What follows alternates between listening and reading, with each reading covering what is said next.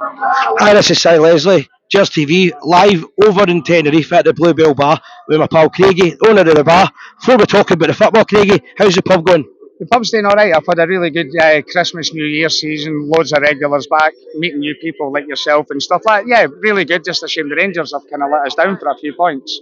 The crazy thing about it, I've been here for just under a week so far, but as bad as the football's been, the punters are still coming in every week. It's Well, always busy. yeah, I've got, as you can see with Tommy going past there, I've got a lot of regulars. I've been going for like 25 years, so a lot of my people are coming. I hit the social media to try and invite new customers to come into the bar, and so far it's working well. You know what I mean? I try and look after everybody. I run the bar like a pub, so everybody's welcome and always looking for new friends and new customers. Aye, and obviously we had the convention here last year, and that was a massive success as well. You played a big part in that. Yes, I like to help out. Anything to get my brand out there, kind of thing. But meeting Helen first of all, and then helping Linda, meeting yourself, it was fantastic. It was a great experience. So we're in Los Cristianos. Is that the correct This is address? Los Cristianos. The address is Calle El Coronel. We'll just watch this one.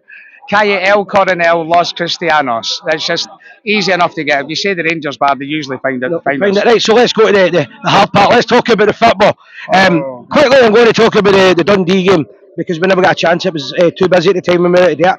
The first half out against Dundee, totally unacceptable for Rangers Football Club. Yeah, it was a bit of a shocker actually. I was very surprised about how we set ourselves out. We played Celtic the week before. We played them off the park.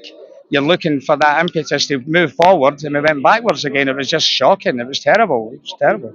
At no point in the game did I think Rangers really looked like they were going to win the game. That's a big concern for me. Well, you're not far wrong there, Si, because we were worried. We were honestly worried that we were going to lose it. You could see it. They were attacking all the time. Our defence was panicking. The manager, although I've never been a person for to get manager sacks. I don't want to really see him want to go.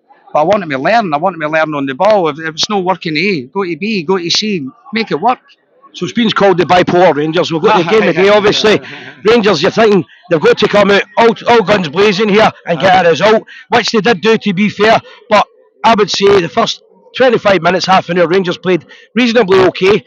Some touches of class. Apart from that, after the half hour mark, Rangers never looked like any real chance of scoring, and that's not acceptable. No. And I was working for most of the game, so I was playing the game by sound, and it didn't even sound any better. I know Tam Miller tries his hardest for to make Rangers sound good, but he had a hard job today for him. That second half, he had a hard job. Even back with the Dundee game, it was even worse.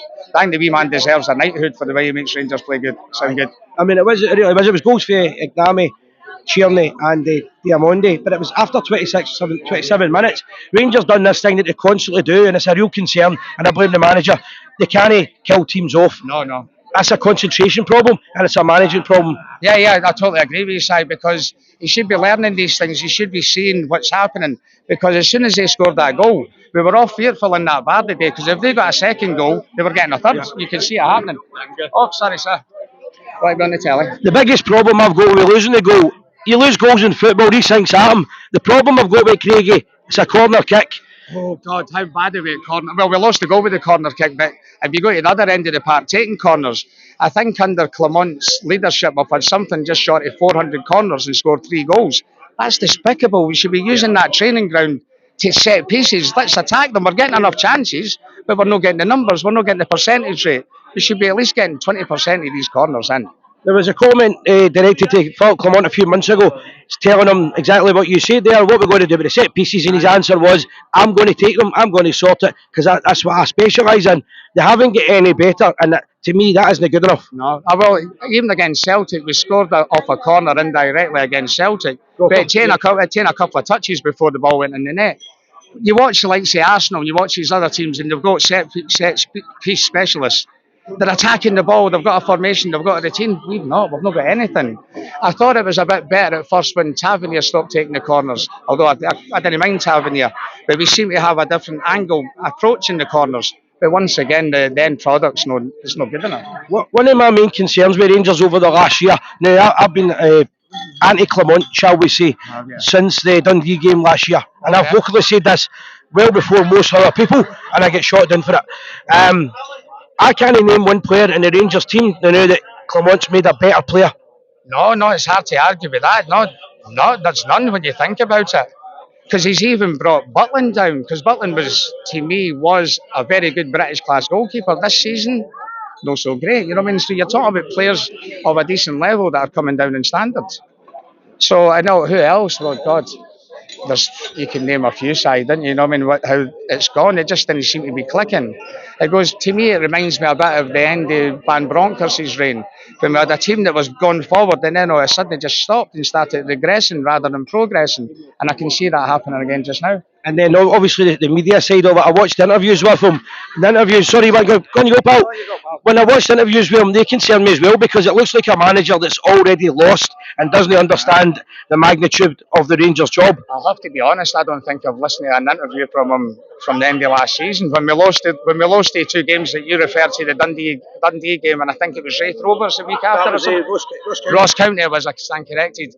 After that, I just couldn't listen to him anymore. It was like, what are you saying, mate? You're just coming up with the same excuses all the time. A young squad, he keeps going on about he's training a young squad. The average age is 29, that's not a young squad. Yeah. So it's gone backwards. Now the CEO has made the statement that they've came out and spoke to the support, and they've told us that they understand the frustration. You could hear the frustration in the pub today. Definitely, even when like the atmosphere and the temperament has went down, because even Emma, who's filming just now, she done a few songs at half time, and usually it'd be riotous and rapturous, but after the last couple of games you can just see the Bears have gone through the motions. Even during the game today there was more people talking than actually paying attention to the football, and that reflects on what's happened on the park in Glasgow. Yeah. It's got to be. My opinion, I've said this for a long time, the decline is starting from the top.